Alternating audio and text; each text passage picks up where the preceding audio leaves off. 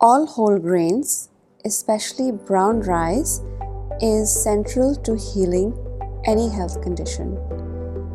Brown rice is also the grain which is associated with the transformation energy of fall and metal, and lungs and large intestines. Our gut health is also associated with that. So brown rice is directly connected to the healing of our lungs. However, there are some things we need to keep in mind while making brown rice.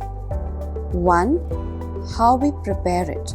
How we prepare it makes it more digestible and its goodness accessible to our body. Two, what we eat it with. So now we are making brown rice. Brown rice has been soaking overnight like this. The brown rice that we are using here is this brown rice. It's not a basmati, it's kind of like a medium grain rice.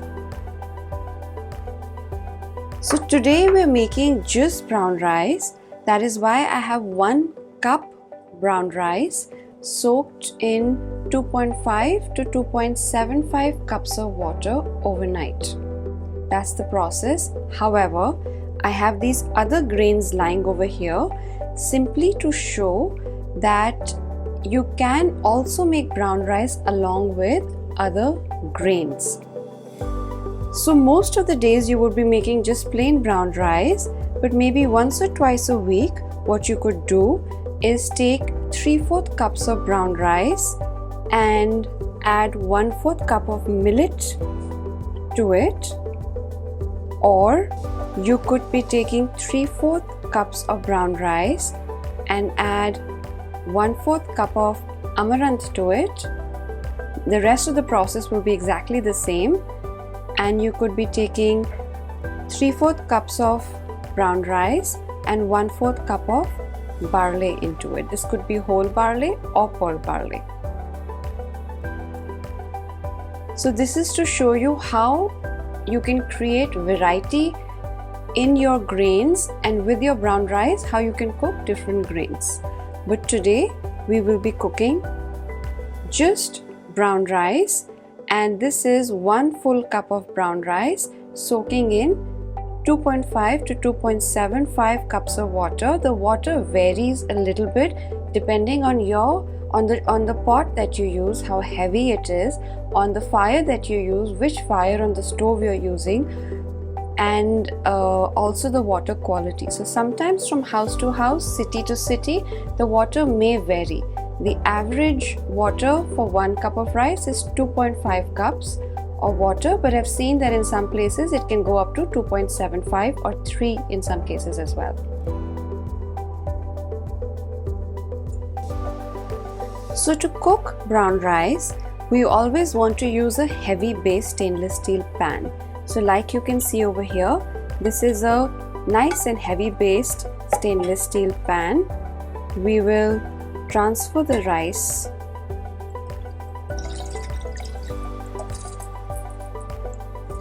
not leaving any grain, and just giving it a light stir. So this is our brown rice in the water. So here we have the brown rice in a stainless steel pot. I'm going to turn the flame on and we will cover it and bring it up to a boil. As we can see, the rice has come up to a boil.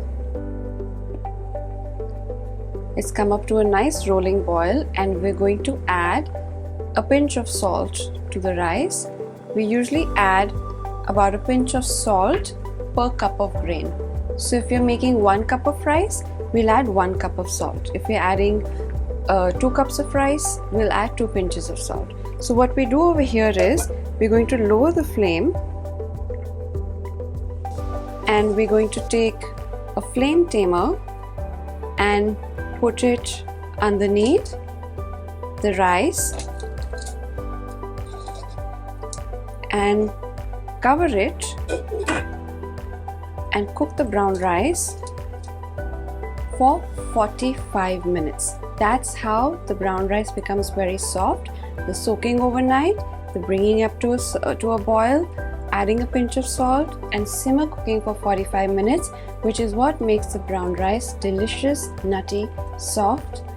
Unlike what it takes away the bad reputation of brown rice being too hard and chewy. Let's come back in 45 minutes.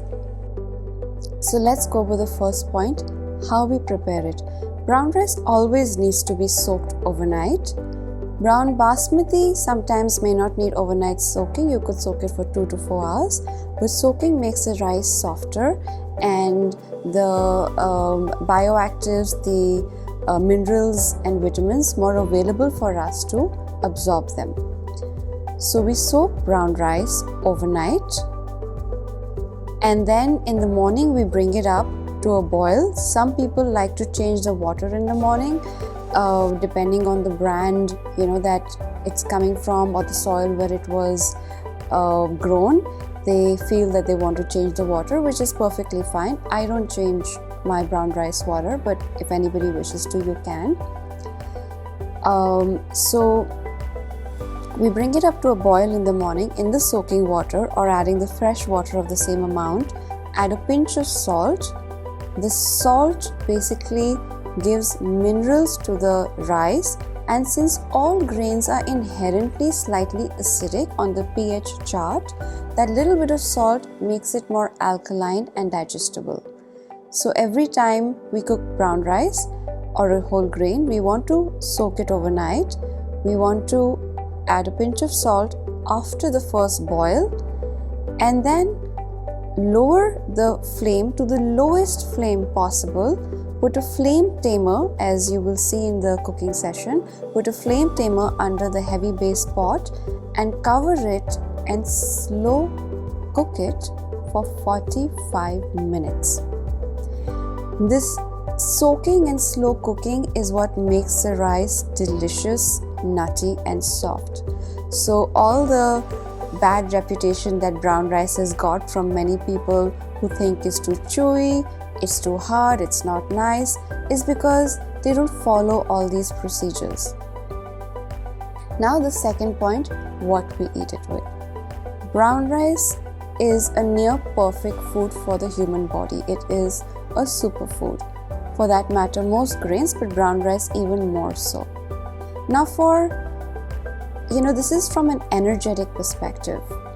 Now, if we have brown rice, it begins the action of slowly and steadily over 4 to 6 months to a year or two to bring the body back into balance. Brown rice has a lot of integrity and it begins to work on your health immediately. However, if a person eats brown rice, which is a highly pure food, and combines it with highly refined and impure foods like sugar, ice cream, alcohol in excess, any of these in excess, then it interferes with the ability of brown rice to bring healing to your body. So on an energetic level, it's such a pure food that you can't actually have it with too many impure foods in your food, because it would create a digestion chaos and people will start feeling digestive discomfort, and again they start giving a bad name to brown rice. But it's not the fault of brown rice, but it is the food combinations, what you're eating it with. So we need to be very careful with what we're eating with brown rice. We should have it with other plant-based foods such as our beans, vegetables, fermented foods, soups, pickles, natural salads, all foods that are natural in their good and natural form, whole and intact form. So here we have brown rice after 45 minutes of slow cooking. As you can see, the water has evaporated. I'm going to turn off the heat and it is nice and soft. What we're going to do now is we're going to take a bamboo paddle and simply stir it. We'll bring the bottom rice to the top and the top rice to the bottom, and then fluff it up a little bit so that it's not too sticky. And of course, if you like it lesser sticky and more dry, you could use lesser water as well. Like I said, between 1 cup of rice to 2.5 to 3, it could range anywhere. You could use 2.5 itself. What I'm going to do is I'm going to let this be here and cover it till I'm ready to eat it. On a practical level, combining brown rice with, for example, a sugary dessert or a sugary drink afterwards also creates a different kind of indigestion, because what happens is brown rice takes about 2 hours to digest in the body.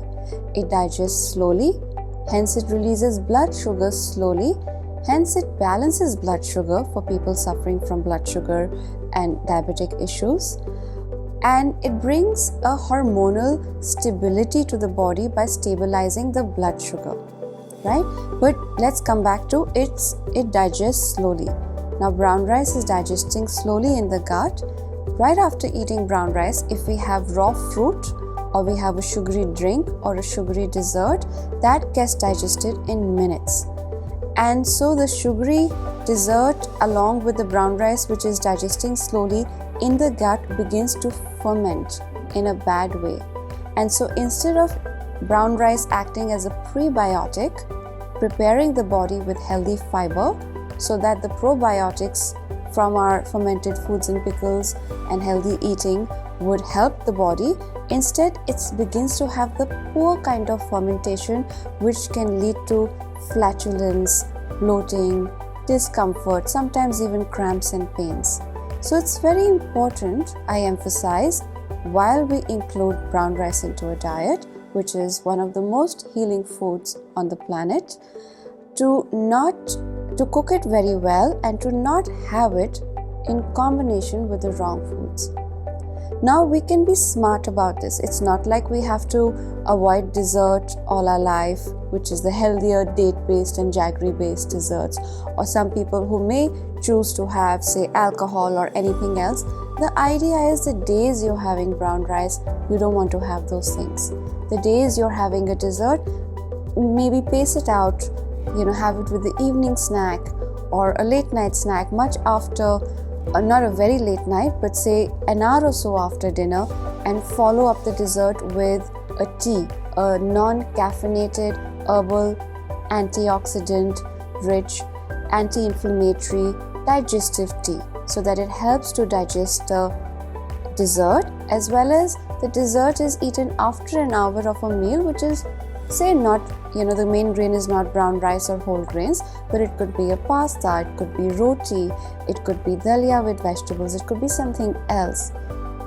So there are ways to balance your diet.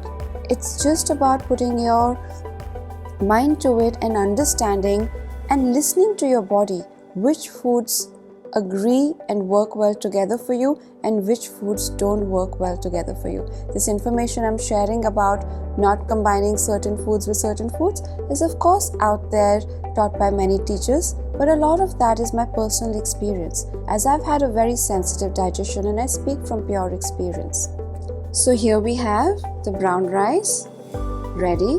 We're going to plate a little bit of the brown rice. And then we're going to take some alkalizing, mineral-rich black sesame salt, stone ground like with traditional methodology, and sprinkle a little bit of this on the rice to make it more digestible. This is very good for our hair, skin, bones, lungs, heart health, diabetes, and immunity. So adding just a little teaspoon of black sesame salt adds more digestibility, alkalizes the blood, and helps our overall strength and immunity. The black sesame salt is also available on the Wellcure shopping site.